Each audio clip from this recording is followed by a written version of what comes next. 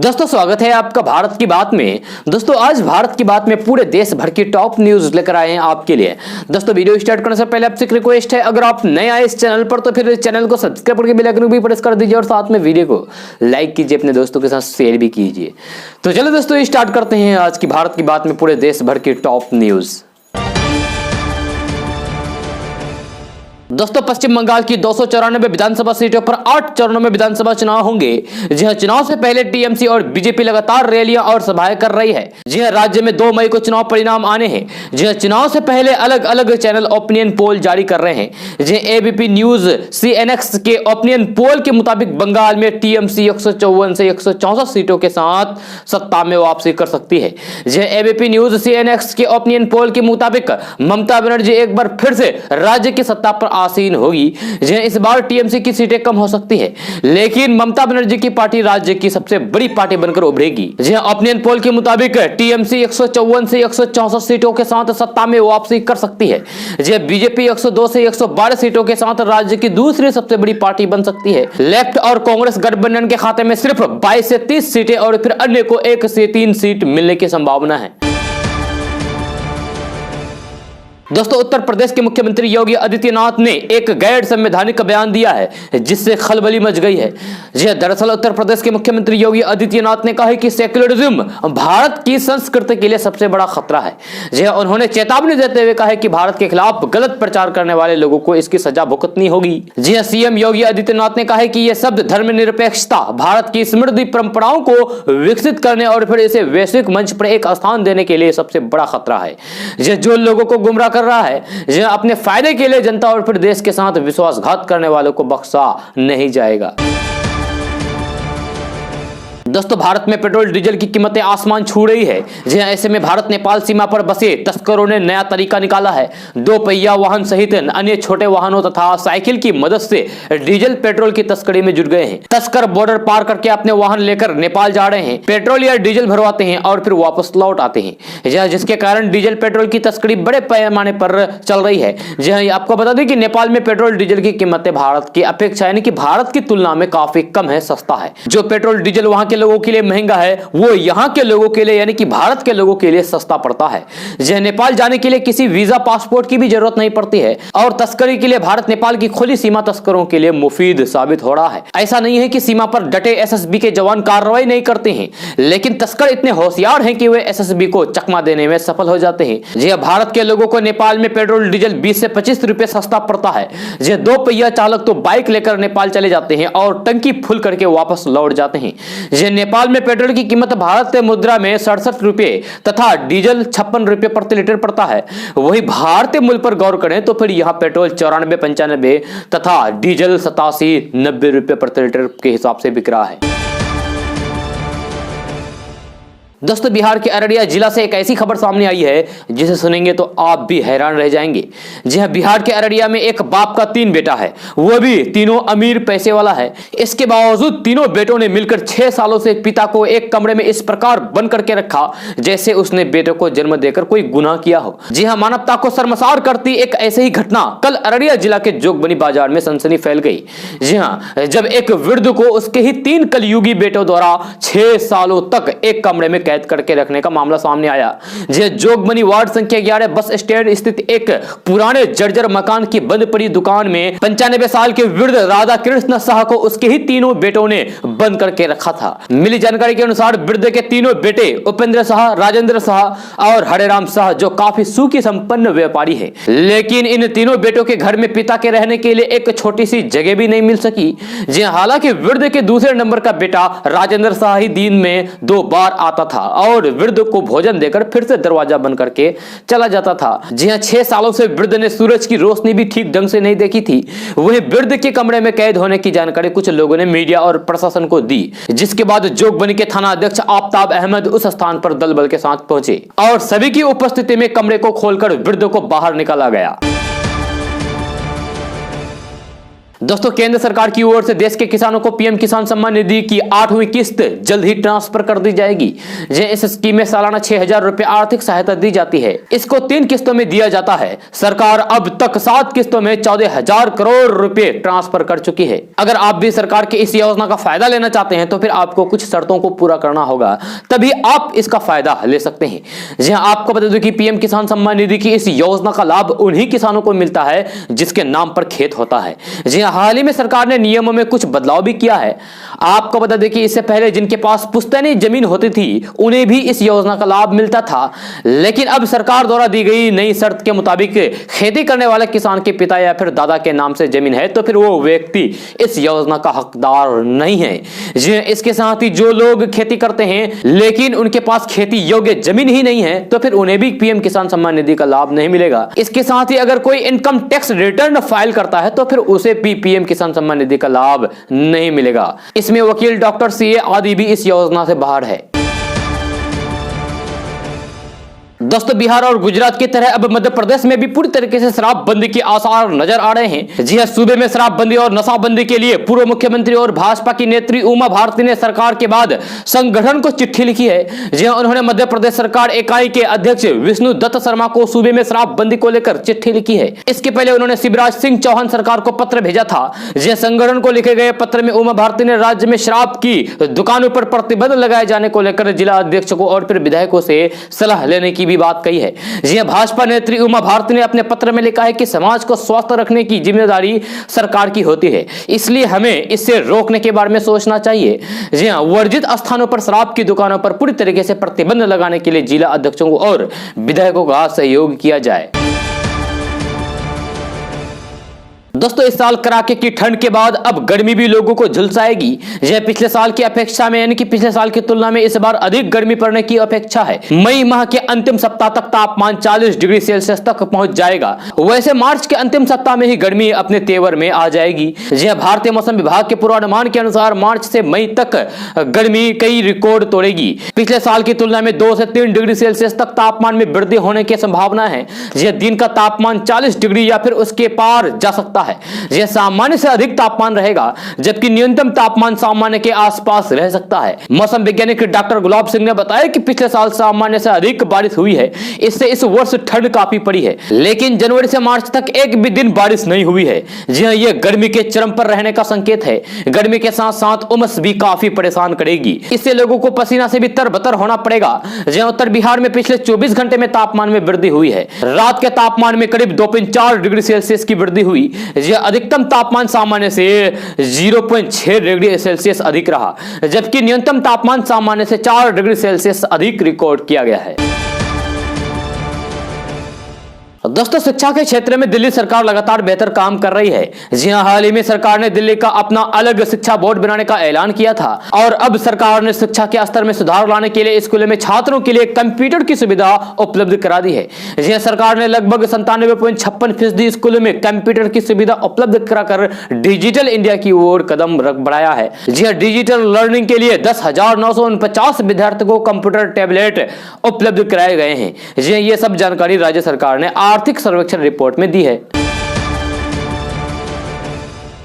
दोस्तों, किसी भी लोकतांत्रिक व्यवस्था में आम नागरिक जब एक जनप्रतिनिधि को चुनते हैं तो इसका मतलब यह होता है कि वे उचित प्रक्रिया के तहत जनता के हितों का ख्याल रखेंगे या उसे सुनिश्चित करने की कोशिश करेंगे। लेकिन अगर व्यवस्था में कमियों को दूर करने का उचित उपाय ना निकालकर कोई जनप्रतिनिधि जनता को सरेआम अराजक होने की सलाह देने लगे तो फिर यह देश के कानूनों के खिलाफ तो है ही, इससे उनकी योग्यता पर भी सवाल उठते हैं। यह शिकायत सही हो सकती है कि सरकारी दफ्तरों में बैठे अफसर आम लोगों का काम करने में मटोल या फिर कोताही करते हैं, लेकिन कानून और व्यवस्था के तहत इस समस्या को दूर करने के बजाय बिहार के बेगूसराय से भाजपा सांसद गिरिराज सिंह ने जनता को यह सलाह दी है कि अगर कोई अफसर बात नहीं सुने तो फिर उसे बांस से पीटो। जी हां, इस खबर को कल भी आपको केडीबी लाइव के माध्यम से बताया गया था। जी, अब सवाल यह है कि किसी सार्वजनिक मंच पर यह कहते हुए क्या उन्होंने नहीं सोचा कि एक जनप्रतिनिधि की इस सलाह पर अगर लोग अमल करने लगे तब फिर देश के संविधान और फिर कानून की क्या जगह रह जाएगी और इसके बाद कैसे हालात हालात पैदा हो सकते हैं।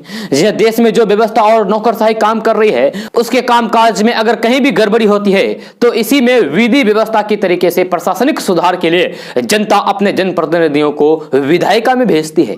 लेकिन अगर गिरिराज सिंह संवैधानिक और फिर कानूनी तरीके से अफसरशाही के रवैये में बदलाव लेने के बजाय जनता को अराजक होने की सलाह देते हैं तो कानून की रक्षा कौन करेगा? ऐसे अराजकता अपने आप में कानून के खिलाफ है और सांसद गिरिराज सिंह को सोचना चाहिए कि ऐसे बयान से क्या फर्क पड़ेगा, क्या असर होगा।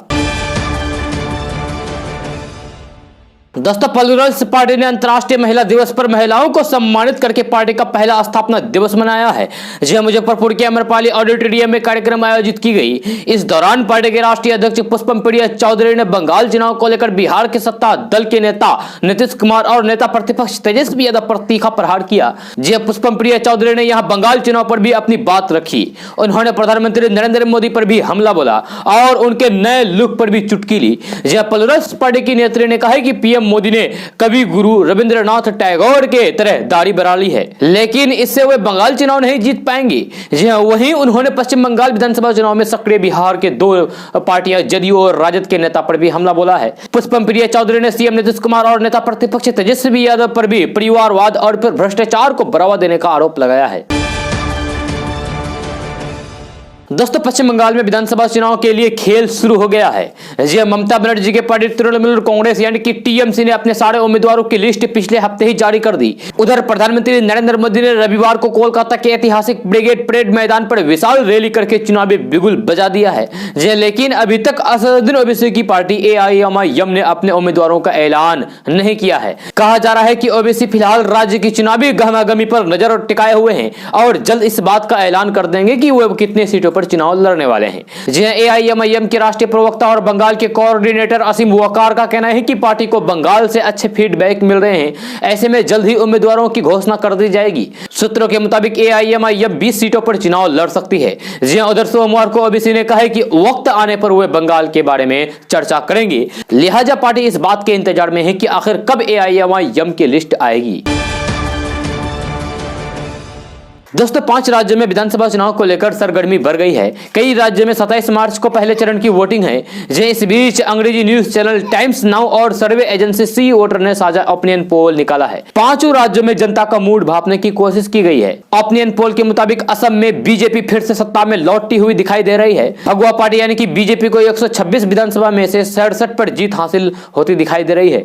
वही कांग्रेस इस बार भी सरकार बनाने से चूक सकती है। ओपिनियन पोल में कांग्रेस गठबंधन के खाते में 57 और अन्य के खाते में 2 सीटें जाती दिखाई दे रही है। जी मुख्यमंत्री पद की बात करें तो सर्बानंद सोनोवाल के कामकाज को 45% से अधिक लोगों ने सराहा है।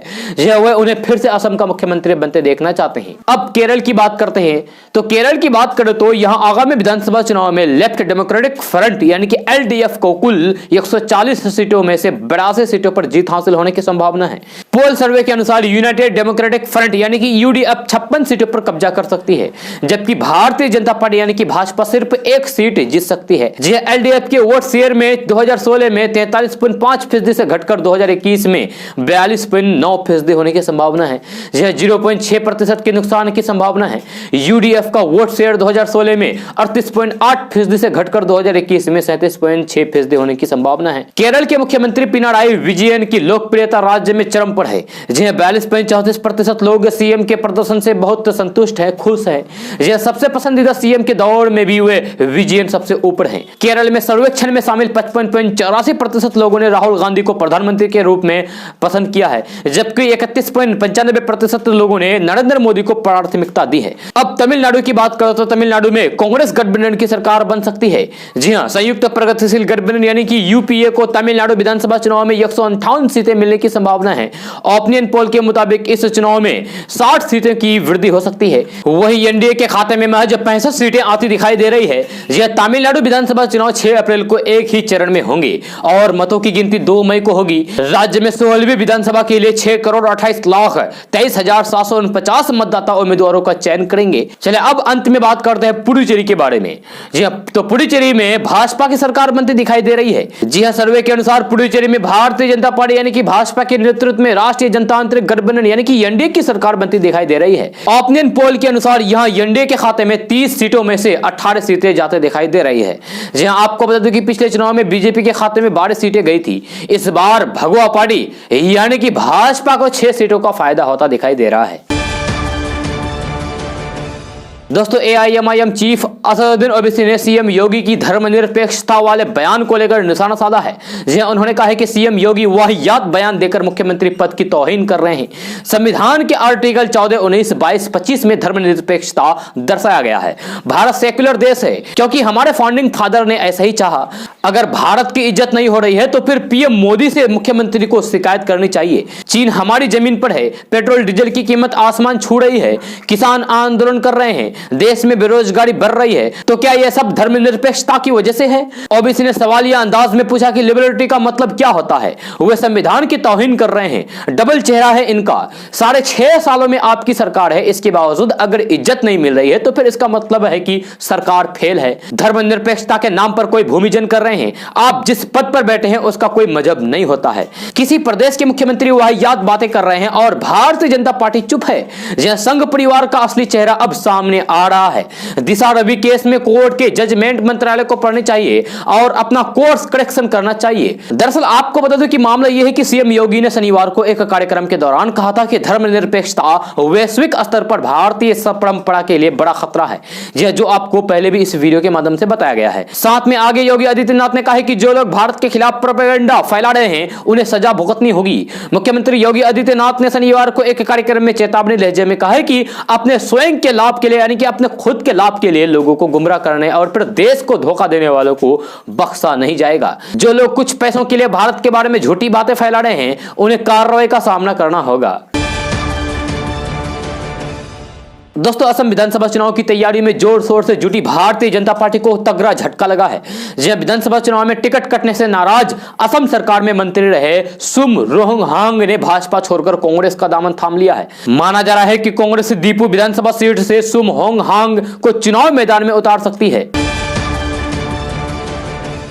दोस्तों, बच्चों के लिए कोरोना का टीका गर्मियों के अंत तक आ सकता है। बच्चों के लिए टीका बनाने में जुटी कंपनियों के प्रशिक्षण की शुरुआत डाटा जून जुलाई तक आने की संभावना है। यह माना जा रहा है कि डाटा उपलब्ध होते ही कंपनियां सरकार से टीके के आपातकालीन उपयोग के लिए आवेदन करेगी। अनुमति मिलते ही बच्चों का टीकाकरण शुरू हो जाएगा।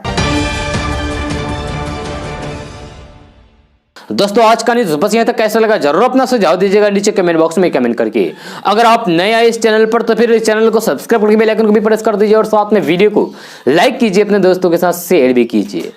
तो चलिए दोस्तों, फिर मिलते हैं अगली वीडियो में। जय हिंद, जय बिहार।